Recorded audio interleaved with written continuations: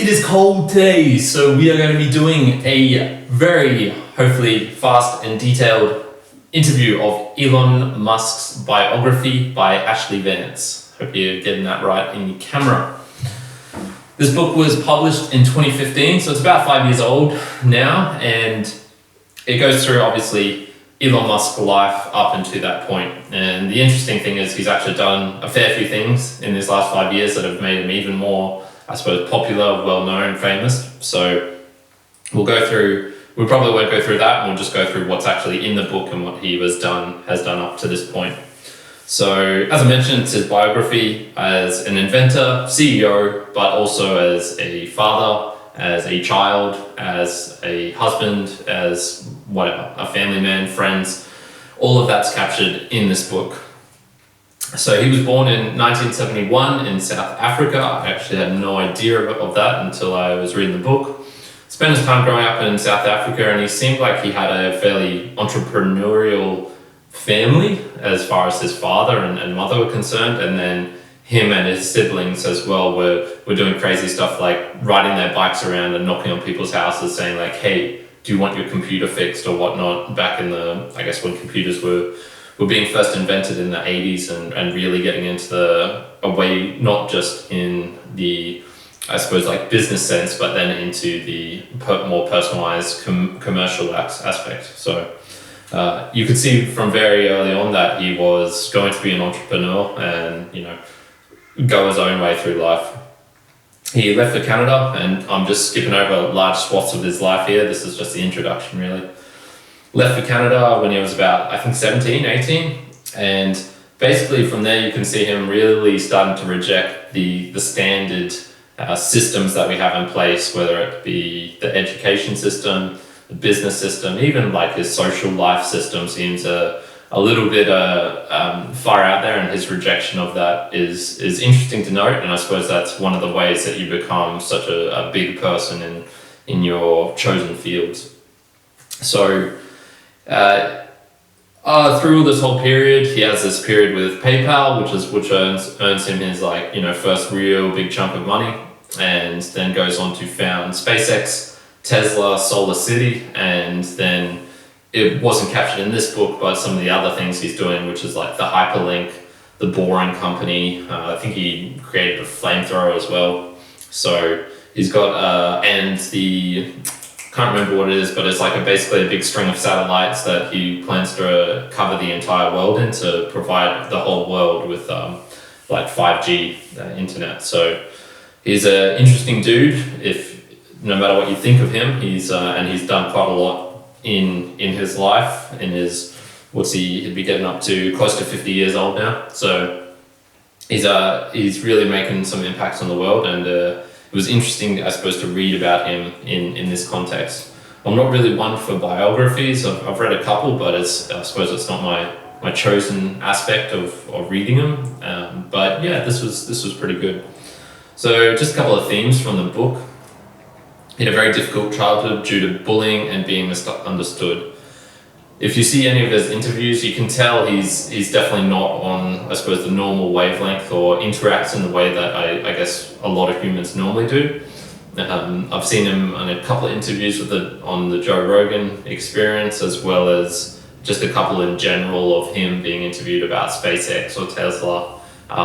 And you can see, I suppose, when they get real deep into it, that he does have, he's very comfortable with awkward silences or just silences in general. But also his mind does work in a very different way.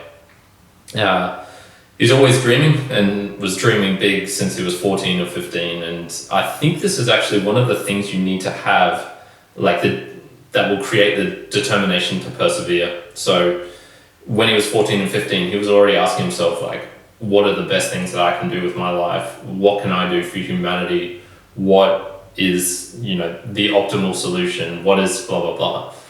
I don't remember particularly having those sort of things. I think I was probably more thinking like, oh, maybe what will I do with my life as far as like a job is concerned? But, you could tell he was an unusual kid from the very start. And because of that, he did get bullied. He did have somewhat unpleasant childhood, it sounds like, and growing up in, I think that was apartheid, South Africa. Probably wasn't a pleasant experience either. So his mentality of working from first principles, and this is one of the things I really took from the book, and of why and how he got his success. First principles is essentially you keep asking yourself, okay, but what's underneath that? What's underneath that? And so you get down to the very basics of physics, of chemistry, of economy, of whatever venture it is that you're trying to do. If you keep asking yourself, why am I doing this? What is going on beneath the surface? You'll reach like these sort of rock solid principles of, gravity or the interaction between atoms for chemistry or whatever it is, or supply and demand in an economic sense. And he tries to do this to go as far as he can, which will then allow him to think, okay, is something actually impossible, or is it just something that no one's ever done, so we think it's impossible? And so this is why he's managed to create some very crazy things, if you think about it. A privatized space company, no one had done that before. A electric car, which in the industry was, when he was first coming up with it, there had been a lot of failed attempts at electric cars, and he was the one who was like, okay, this is the way you can do it to make it economical, to do blah, blah, blah. A lot of people criticize him, and one of the first things I actually heard about the guy was the criticism of him for, everything that he does has massive government subsidies. He's not actually a real inventor, blah, blah, blah, blah, blah. And I think while that is true in one sense, and it is also true that almost all companies get some sort of subsidy, whether it's the corn industries in the United States, or the government hands out money to lots of people to try and get lots of things done. So, I feel it's pretty unfair to pick on him just for that, when he has created some very amazing products, at least from the sounds of it. I've never actually driven a Tesla, but what I've heard of them seems to be relatively good reviews. And yeah, it just seems like he does get a little bit misaligned for that particular one point, which is something I've heard a couple of times.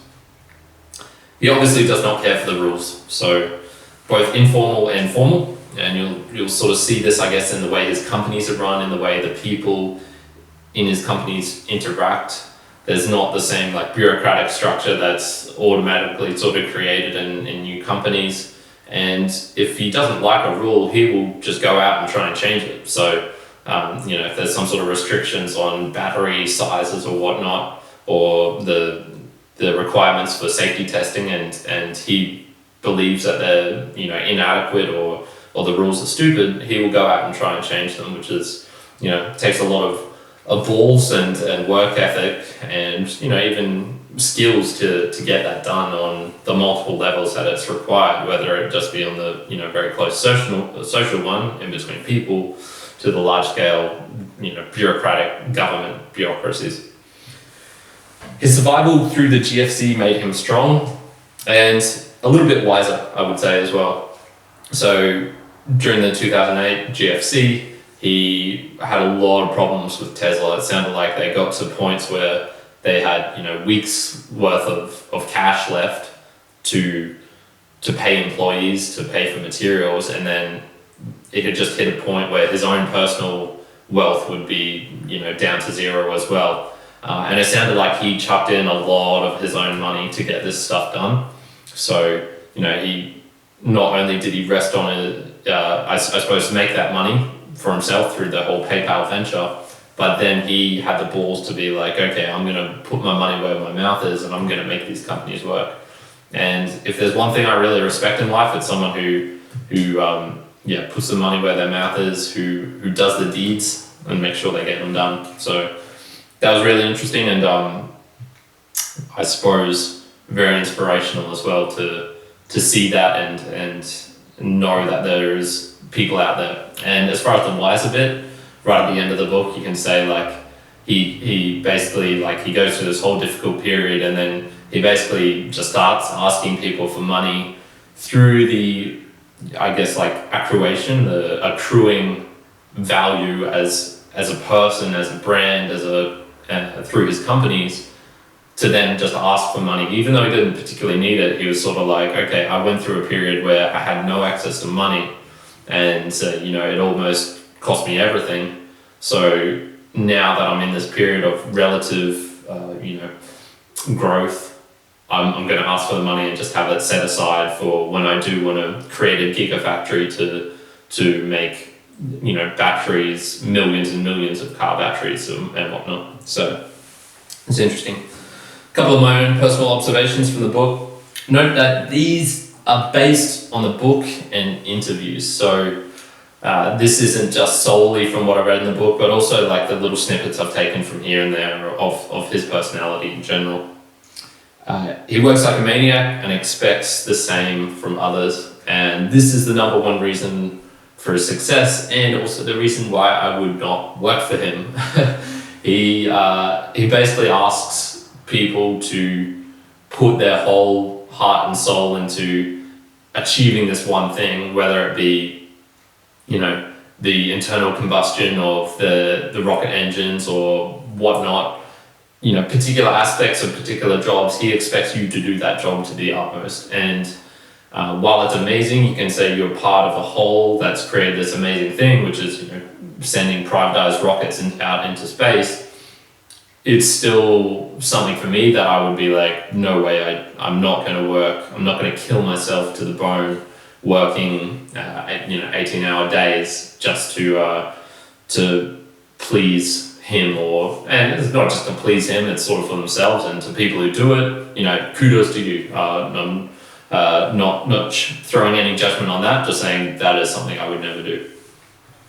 And his personality seems like a lot of a mixture of like robotic, analytic, and very driven, and then emotional, silly, and temperamental. And there's multiple instances in the book where he's absolutely ruthless with employees who don't live up to expectations, so he will hire and fire very quickly. There's no room for the person who founded the company with him, but then maybe is only giving 80%. No, they're out. But then in other aspects of his life, he's very silly, so he'll do like birthday parties with a samurai theme. He'll buy or test something out just for fun, whatever like the cost is, doesn't matter. But then in other aspects, he'll be like, no, I want this thing to cost $2,000, not $3,000. So one of the things that seems very hard to pinpoint about him is, I guess, like what mood is he in with regards to this particular thing. And it seems like a lot of his employees are really scared of the dude, scared of bringing up problems to him, because they know they're going to get roasted if they haven't done like their due diligence or whatnot. And I guess the point is, the amount of due diligence for maybe someone like me is probably nowhere near up to his standards of what due diligence is. So there's some other couple of things, like he was divorced 3 times, and then 2 of them to the same girl. I think if I personally can't see how you can divorce someone and then think it's a good idea to remarry them, but whatever. He's an interesting dude, and that's the sort of things that happen with interesting people. The book style is dramatic and almost over necessarily hyped, and this is just something you'll see in books in general with this type of biographies and whatnot. Especially the author will try and make it super exciting, super interesting. So the whole first scene of the book is her meeting him in a restaurant, and it's like, okay, he entered with a swagger of blah blah blah of 1,000 sons and whatnot. And it's like, look, just get to the point. You don't need to hype it up like this. It feels forced. Personal preference right there. Someone somewhere will dislike you no matter how cool or nice you are. So that's just another taken from the book. Maybe he's earned a lot of the hate that he gets, but you can be the nicest, coolest person and people are still going to hate you through you just living your life. So, that's just one thing to note. And, not saying that it's either unjustified or justified, the critics of him, and there are some things that he should be criticized for and some that he shouldn't. So, whatever. That's just another little personal observation.